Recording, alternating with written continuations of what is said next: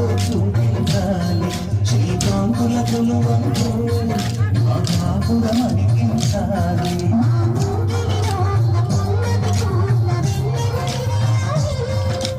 చక్కని సంత చుక్కలతో పరిపాలించాలి